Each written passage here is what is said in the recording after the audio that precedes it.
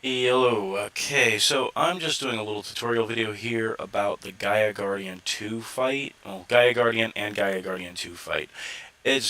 I'm here on the One Man One Mod server with DadCraft73's patrons, and, well,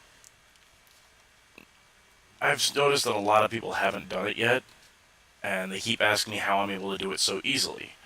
So I figured I'd give a little demonstration. First off, to make... There we go. Just had to get a little bit of that going.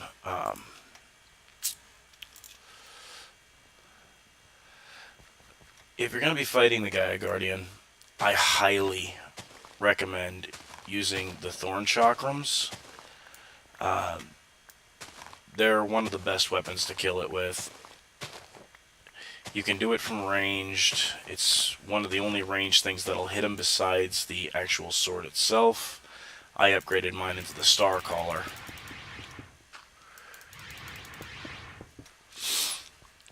But for the fight, it's quite easy to make and use these. Just takes Terra Steel and Vines. You'll want to have 6. Bare minimum, 6. You can go with more. I seem to have misplaced mine. I think I let my buddy borrow them and he never gave them back to me, so...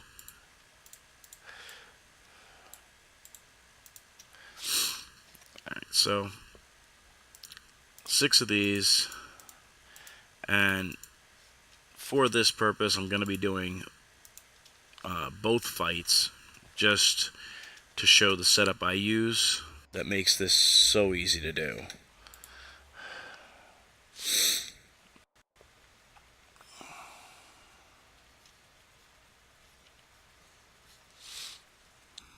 Alright, so first thing you're going to want to do is you're going to want to have your bell thorns.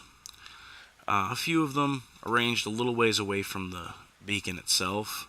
Now, my beacon, I have haste on. Not really useful. None of them really are unless you have a full-size beacon and you have regeneration, but even then, that's not all that useful. The bell thorns don't use a lot of mana, but it is good to have some in the pools. They're actually one of the lightest part of this entire setup. So, a little bit of mana in there. It just helps you during the phase 2 where it starts spawning adds. It kills them off really quickly. Now, if you look here, a little ways away, I put this little patch. I put a roof over the top. Not really necessary for the first Gaia Guardian fight, but for the second one, very much so. Now, in here, I'm going to let you know that on the first Gaia Guardian fight, I don't use much out of the mana pool. This mana pool feeds 2 things. One is the floating Jalulia, which puts up a barrier. I know you can't see it right now. Let's see. There you go. This wide, that allows, and there you go. You can see it goes out to about here, and it creates a dome that pushes everything back, so the little mobs can't get into it, can't get down on top of you. Now, it has no effect on the Gaia Guardian whatsoever. So, take it as you will. I like the effect. It does use up a fair amount of mana. The other thing I have here is the Canade, the Fallen Canade. This gives me, if you can see here, regeneration 3. So, very, very useful in this fight. It allows you to out-sustain even his wither effect. Now, I do have this all blocked off. It's not pretty. I have the setup with the Gaia pylons. So, I'm basically just going to jump right into this. I should have a block in here. Any block will do. I prefer to use glass or mana glass. But in this case, I guess I'll just use a piece of living rock. Now I'm going to show you the Gaia Guardian first. There we go. Pop this down here. Take the Thorn Chakrams, and the fight begins. if you want to lower the volume, it is not the music. It is actually the jukebox / note blocks thing. So he can be a little bit of a pain in the neck to hit when he hides behind the Gaia pylons like that. You can lower the entire setup under the ground and put glass over the beacon to give yourself a completely level playing field where he can't hide behind the pylons. I didn't bother, but it does work very well. Teach their own. Personally, I just wanted to get the fight done, and I've done it so many times now that I don't even have any more relics to do.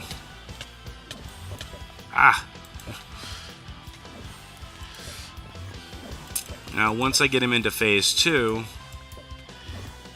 he will... Yep, here it goes. Now, for this, I made a Wand of the Unstable Reservoir, because then I just hold right-click and absolutely destroy everything. As you can tell, they can't get any closer because of the Jalulia.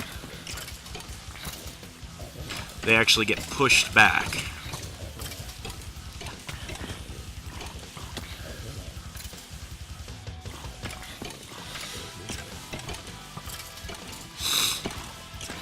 And even if I didn't have this, they would still all be dying because of the flowers. Really simple, easy. Now he should stop spinning here in a moment.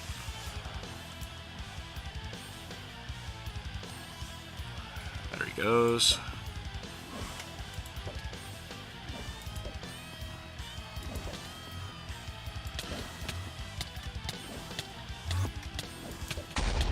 And he's dead.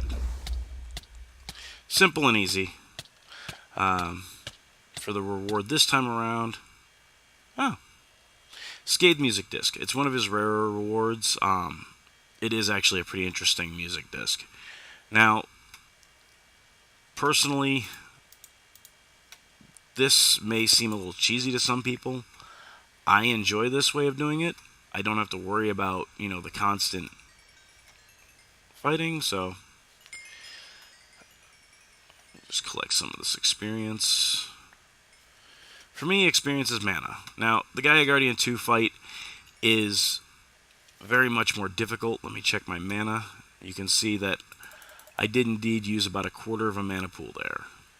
Not insane amounts, but enough to note that in that easy fight, you go through mana. So having a full mana pool here is pretty much essential. While that's filling, I'll go ahead and start the Gaia Guardian 2 fight. Pop down my block. Grab my mana tablet and start hitting. This time, the glass is necessary. What it's doing is it's stopping the little bullets that come down from hitting me. Because those, with that, plus the wither effect, plus his direct hits, if he's able to hit you directly, can overpower the regeneration flower, the Fallen Kinnaid. Ow.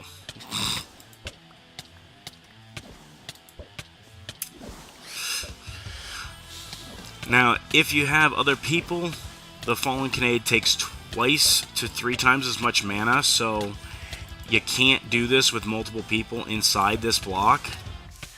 After this fight is over, I will point out a section where people can stand to gain rewards from this as long as they get 1 ranged hit in. Quite effective, very useful if you have friends that you want to help get all their relics. Of course, after you've gotten all the relics, fighting it again is kind of meh. It's not really all that great. He doesn't drop anything extra except for, his few occasional rare drops, which... Another thing, make sure you do this in the daytime. It's hard to see him at night.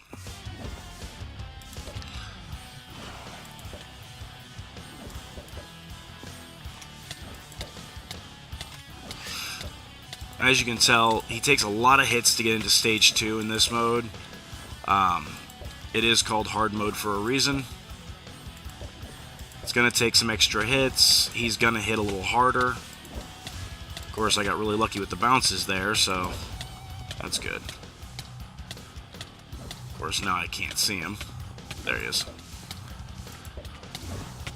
And he should, yep, there we go. Now, once again,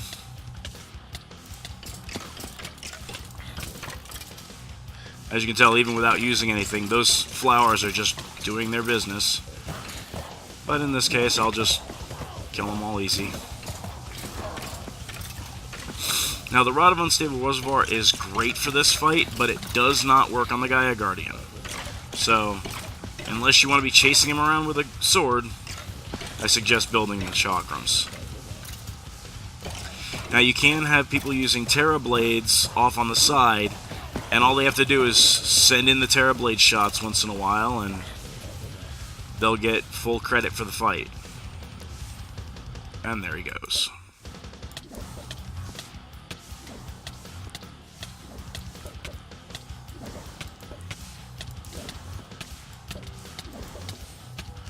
That looked like it went right through him.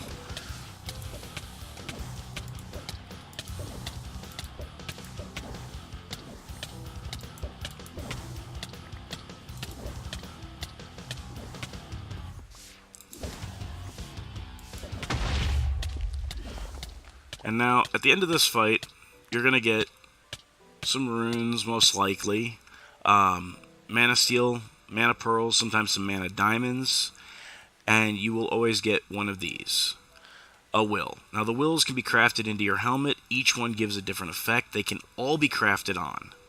So, here we have critical hit damage increases, critical hits heal.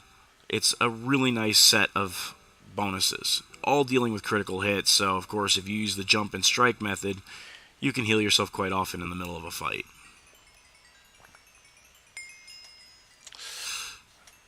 He doesn't drop anything on the ground. If you have people standing off to the side, I usually have people stand right here. They're far enough away that his AoEs aren't going to hit them. They can come down here, they can shoot their blades, use whatever, use chakrams to hit him, and when the fight ends, they will have full credit. And they'll get their Dice of Fate, which allows them to get their relics. And of course, I've gotten all my relics, so if I have a Dice of Fate like this, I pop this and nothing happens. As you can tell, these guys do a lot of damage.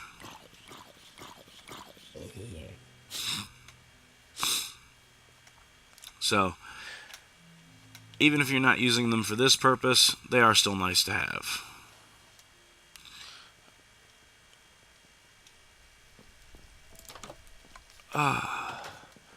Well, that's about it. I'm done with this little video tutorial.